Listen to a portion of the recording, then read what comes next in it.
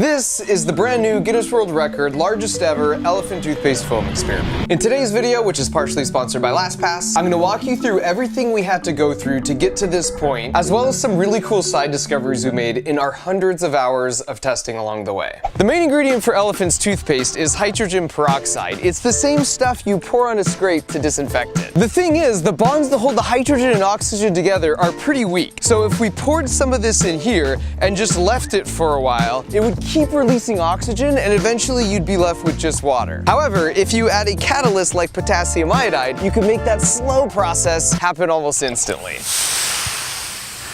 So that's cool, but we can make it way more impressive if we add one key ingredient: soap. So if we pour this in and then do everything else the same, now when the oxygen is released, the soap captures it, creating bubbles and foam. And then finally, if you do all that again, only now you add food coloring and use a flask that tapers like this, you can focus the expansion of foam so it looks maximum awesome.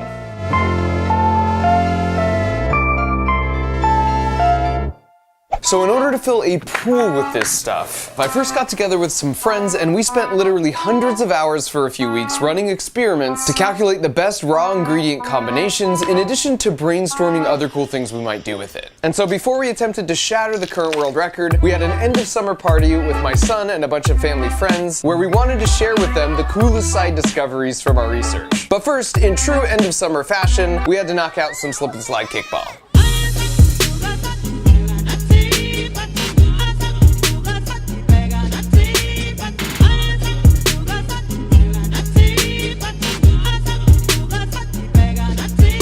I plan to kick things off by attacking them with an elephant toothpaste gun we made, as revenge for when a bunch of these same kids ambushed me on a recent beach trip and then offered me some cookies, which were just 6 massive cockroaches. And I hate cockroaches. However, as part of our testing, we discovered the reaction is highly exothermic, which means it generates heat as a byproduct. If you watch it infrared, you'll see the temperature of the foam right after the reaction can reach almost 200 degrees Fahrenheit. So because I'm nice, I shelved my revenge plans and just demonstrated what would have been their fate and told them to sit and watch at a safe distance. And they listened. Sort of. And so now that we had their attention, it was showtime. 3, 2, 1, go!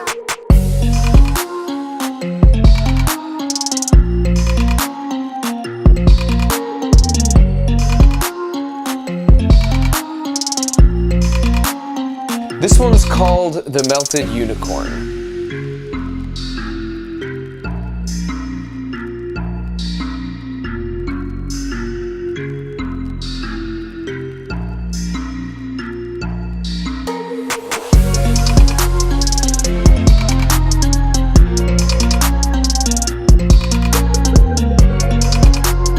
You might recognize Bob Flugfelder here, aka Science Bob. He's been on Jimmy Kimmel Live 11 more times than I have, and I invited him out to join me for a very specific reason, which I will address in a bit.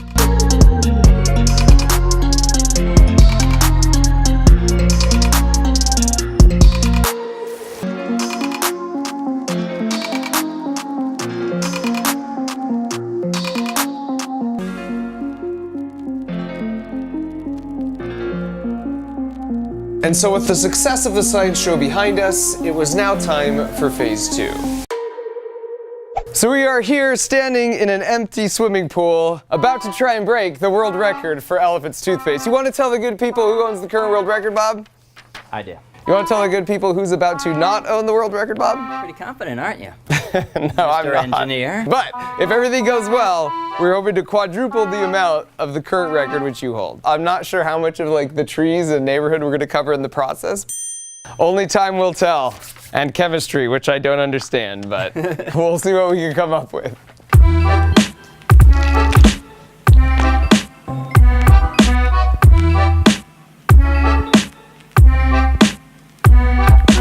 We wanted the foam to be safe to play in afterwards, so we used ordinary baking yeast as our catalyst. We could have bought yeast in big buckets, but it turned out it was cheaper to get them in 1-pound bags. The only downside to that is then you have to cut open 180 1-pound bags of yeast, but that's why we have Science Bob. Come on out, they said. It'll be fun, they said.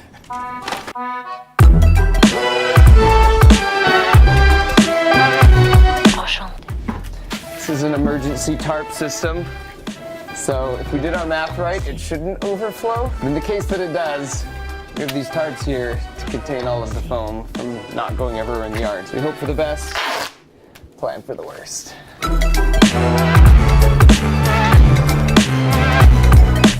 We built these 3 frames for the tarps that would contain the catalyst yeast solution. So when it was time to fill the pool, we could just cut the tarps and it would pour out. The same way we cut the tarp when we added the bigger Orbeez. I'm alive! And Kevin. It's go time, baby. We're probably like 7 minutes out. Got a bunch of kids inside who are just raring to get out. The challenge here is this water's warm.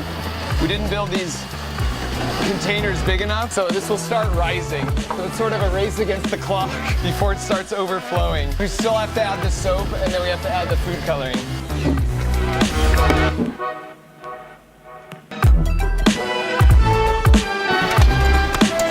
Oh, this looks terrifying as I stab this bloody thing. I think I'm about to get demonetized.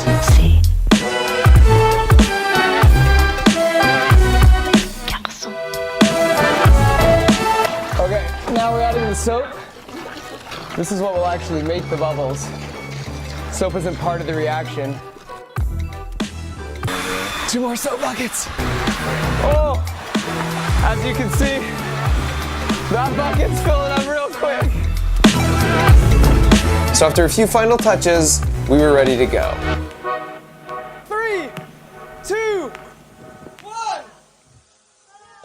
Now before we got the tarps, I want to point out I'm not a chemist. With the physics and engineering problem, I'm way more comfortable understanding the parameters and getting closer to the final solution off the bat. But chemistry is just little molecules I can't see, and it feels a lot like trial and error without any guarantee it will actually scale up predictably. This was feeling like the nightmare of the Jello pool all over again. To get to this point, we had ran over 150 tests, sometimes at great peril to that which we hold dear. And so once again, if this was a total failure, it wouldn't be from lack of effort. Having said all that, here she is. 2, 1, go!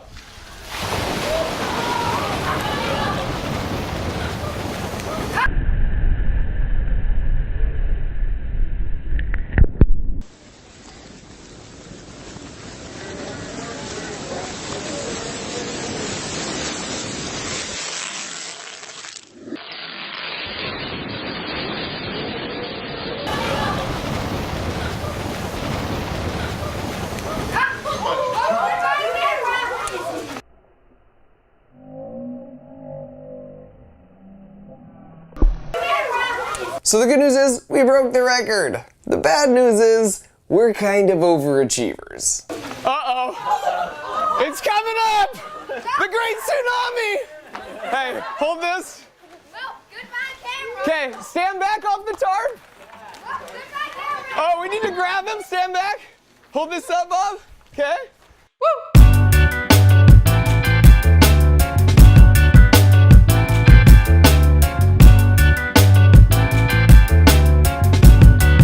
So while we pushed all the foam back into the pool, that gave it some time to cool down so we could actually touch it.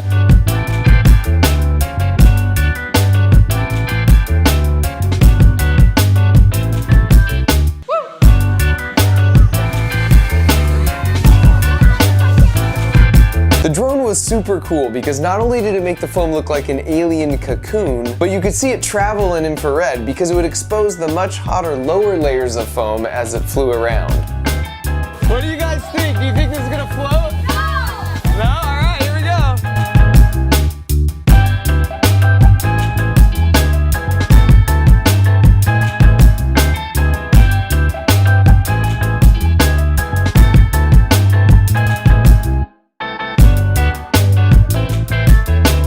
After all our tests, we perfected the chemistry for this stuff. So if you want to make a home version you can play with, check out Science Bob's website. I'll leave a link in the video description. Oh my god! That's so bad!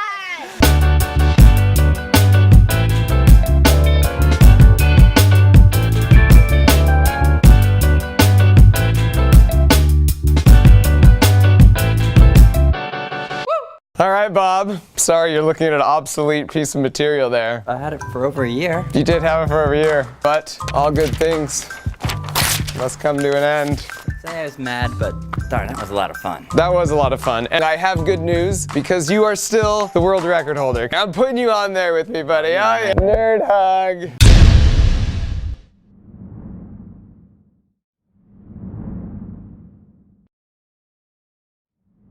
So much of our lives today revolve around apps and websites that require secure passwords. That's why for 7 years, I've been using LastPass, who also happen to be sponsoring this portion of the video. I've been a massive fan of what they do for so long because they free your brain from the burden of remembering all of your passwords. So you no longer need to store them using low-tech methods, or worse yet, in your own memory. It works on both desktop and mobile for both iOS and Android, and it's integrated into your phone, so it comes right up for any website or app, and it will automatically fill out both your username and password with no typing required. And you get unlimited password storage, and it syncs for free across all of your devices. Plus, it's super secure because your data is encrypted and decrypted at the device level. So even LastPass doesn't actually know what any of your passwords are. So if you're finally ready to give your brain a break from remembering all your passwords, click the link below to find out more about LastPass. Thanks for watching.